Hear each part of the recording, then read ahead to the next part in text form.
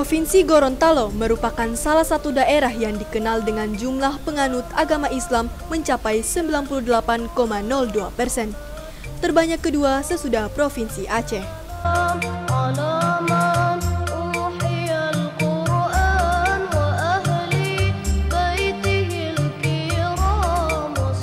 Hal ini yang memotivasi salah seorang putri daerah, Tin Abdullah, membangun lembaga pendidikan dan pembelajaran Al-Quran yang bermarkas di Masjid Al-Arqam, Desa Dumati, Kecamatan Telaga Biru, Kabupaten Gorontalo.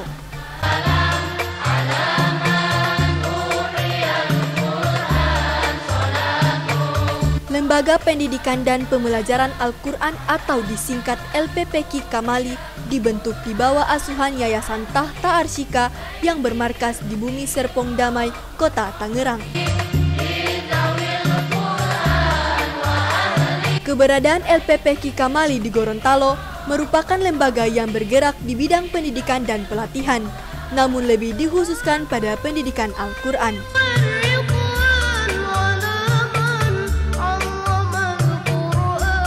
Dengan mengusung visi misi membina insan bertakwa dari muda terbiasa, beribadah dan berdoa, LPPQ Kamali diharapkan menjadi sarana efektif membentuk karakter umat khususnya generasi muda, anak-anak, remaja, bahkan membangun jiwa peduli dakwah di kalangan orang dewasa untuk terbiasa beribadah.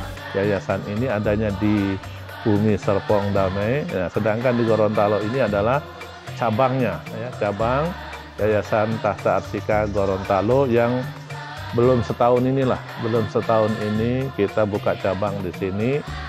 Dan insya Allah nanti kita akan kembangkan menjadi lembaga pendidikan berbasis Quran di Desa Dumati ini.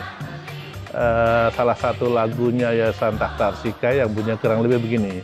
Yayasan Tahta Arsika membina insan bertakwa, ya, dari muda terbiasa beribadah dan berdoa. Nah, itu intinya di situ, di visinya, ya. Maka kita mulai dari anak-anak ini, ya, dari anak kecil sampai remaja, dewasa, bahkan orang tua, kita ajak untuk terbiasa beribadah dan berdoa itu, gitu. Tentu saja kalau ingin terbiasa beribadah, dia harus belajar dulu tentang Qur'annya, karena ibadah ini lebih banyak isinya adalah Al-Quran. Pesatnya perkembangan teknologi yang berimplikasi pada penurunan karakter generasi, lemahnya iman dan ketakwaan, serta menurunnya minat belajar Al-Quran menjadi tantangan terberat lembaga ini. Sehingga dalam penerapan kurikulum perlu untuk terus mengembangkan pola, strategi, dan model pembelajaran agar para santri tidak jenuh saat belajar dan betah berada di lingkungan pondok.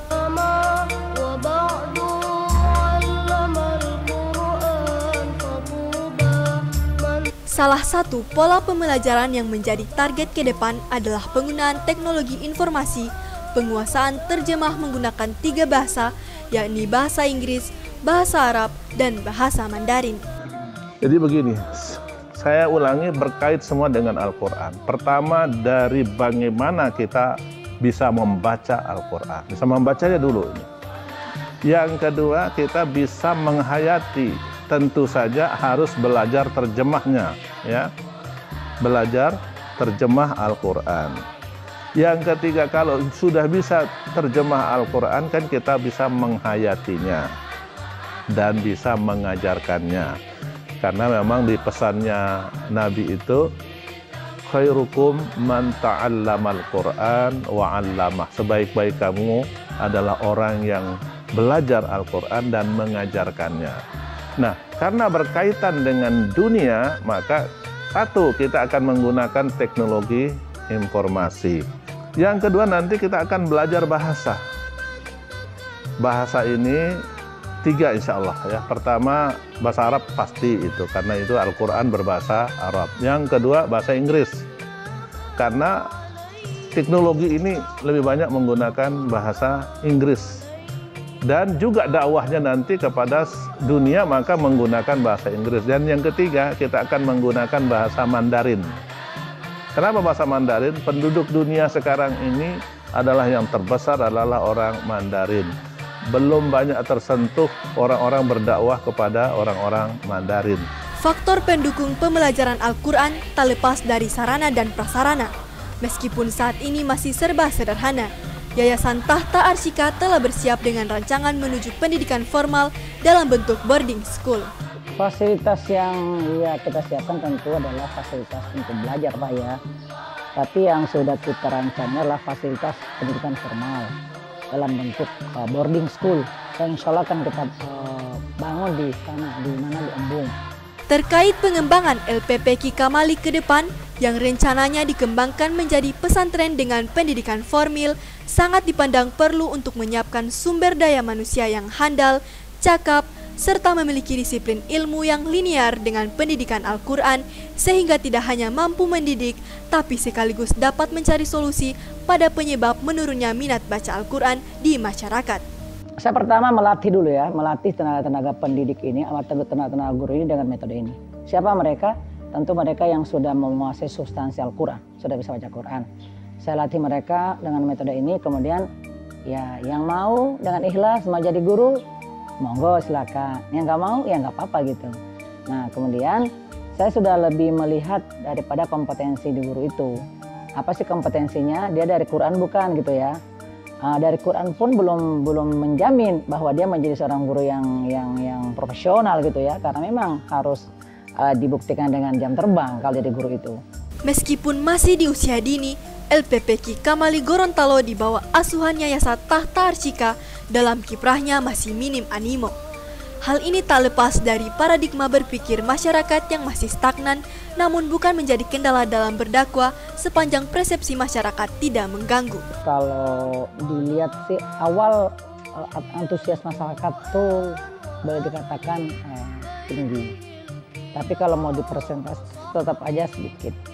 Karena kalau saya tanya ini katanya masyarakat Dumati dengan ini berjumlah jutaan, yang datang mendaftar saja kan cuma ratusan kan, berarti cuma sekian persen.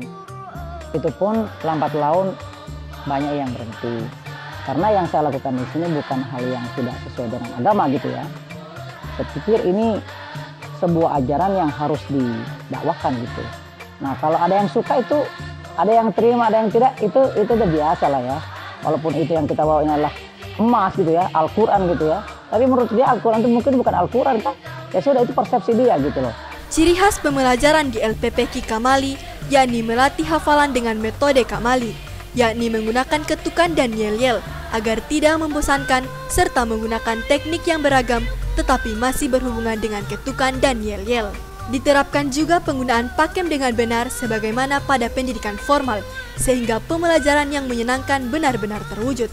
Dan para santri belajar dengan sangat antusias karena diterapkan dengan aktif, kreatif, efektif, dan menyenangkan.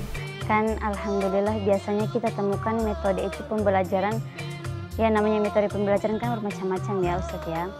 Ada pembelajaran yang langsung, yang klasikal, kelompok, dan sebagainya kan. Nah, pada metode Kamali ini sendiri, kami menerapkan metode Kamali dengan teknik penyampaian yang berbeda-beda, beragam, namun dalam satu konsep. Nah, konsepnya metode Kamali itu dia menggunakan ketukan dan yel-yel.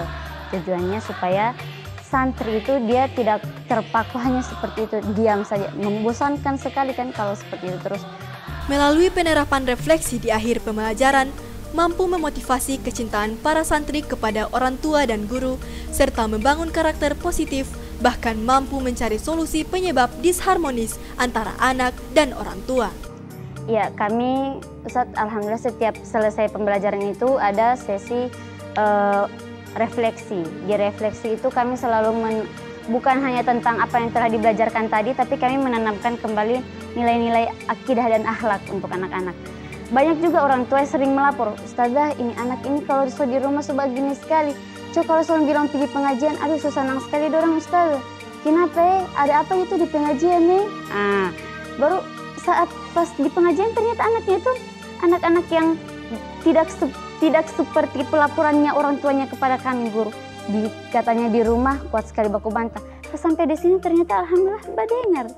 Itu insya Allah bukan sesuatu yang menjadikan guru ini lebih menyenangkan daripada orang tua.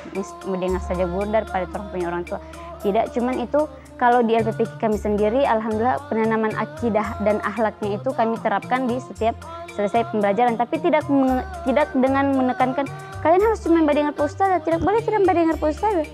Baru boleh kalian mau mendengar, kalian boleh tidak mendengar kalian orang tua, tapi kalau Ustaznya harus didengar. Itu tidak ada seperti itu. Jadi mungkin itu kalau menurut saya pribadi berkah, insya Allah. Allah ridho kami mengajar, Allah ridho santrinya belajar. Ya, untuk orang tua dan anaknya itu. Pendidikan Al-Quran tidak boleh berhenti. Keberadaan LPPK Kamali Gorontalo di bawah asuhan Yayasan Tahta Arsika diharapkan mampu membangun insan berkarakter Qurani sehingga Gorontalo sebagai Serambi Madinah benar-benar terwujud. Metode Kamali itu ada yel-yelnya, pokoknya dia mudah, ringan, dan menyenangkan. Terus dia juga beda dengan yang lain. Kalau metode Kamali itu dia pakai ketukan. Jadi harapan ke depan sih sebetulnya terutama karena ini istri saya yang tugas di sini ya. Masyarakat mau menerima perubahan ke arah yang lebih positif dan naik gitu kan. Kalau tadinya mungkin angka buta huruf baca Quran itu masih mencapai 50%, kita harapkan 3-4 tahun ke depan itu sudah 90% sudah bisa baca Quran. Ini pendidikan Al-Quran ini tidak boleh berhenti. Dan harapannya adalah tidak ada lagi orang Islam cuma mengaku Islam baru baca Quran, tidak betul. Saya pribadi sebagai guru mengharapkan anak-anak ini jangan diputuskan pembelajarannya. Tidak ada, mau belajar apapun, belajar agama, belajar tentang dunia atau akhirat, itu namanya belajar, tidak ada yang sia-sia. Belajar apapun, mau berbayar berapapun, tetap namanya ilmu itu sangat-sangat kita perlukan, sangat-sangat anak-anak butuhkan untuk melangkah menjadi pribadi yang lebih baik kan.